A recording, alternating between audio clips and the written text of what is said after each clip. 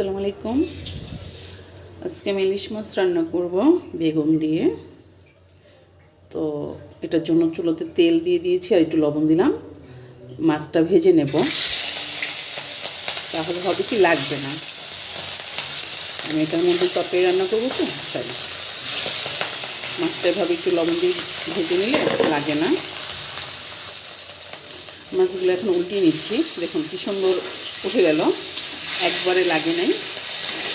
অবশ্যই ভিডিওটা ভালো লাগলে একটা লাইক কমেন্ট শেয়ার করবেন, পেজটাকে ফলো করবেন। এরকম সহজ সহজ রেসিপি নিয়ে আবার আসবো।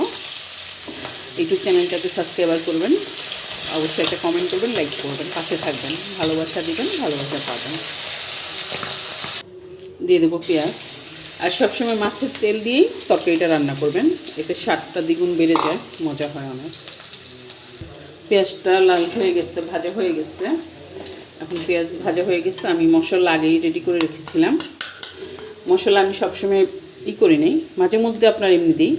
আমি এভাবে পেঁয়াজ বানিয়ে নিই, সব মশলা দিয়ে একসাথে পরিমাণ মতো আন্দাজ করে দিবেন।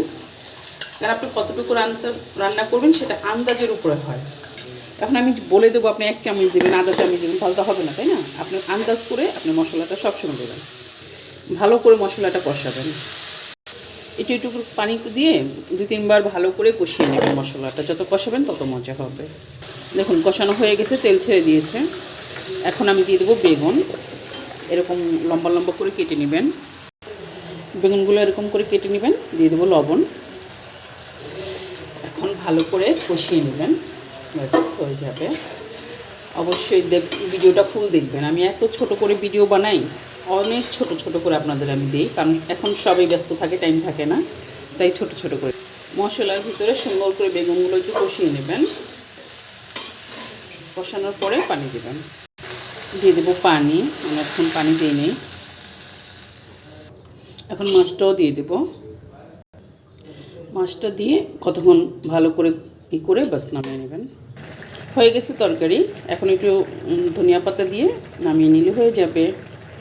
দেখুন একেবারে সহজ রেসিপি, ঝটপট, সময় লাগে না। আর বেগুন তো একটু শুকনো শুকনোই রাখলে ভালো লাগবে, বেশি ঝোল রাখলে ভালো লাগবে না। তো অবশ্যই ভিডিওটা একটা লাইক কমেন্ট শেয়ার করবেন, পেজটাকে ফলো করবেন, ইউটিউব চ্যানেলটাকে সাবস্ক্রাইব করবেন, পাশে থাকবেন। তাহলে আপনি শেষ করছি।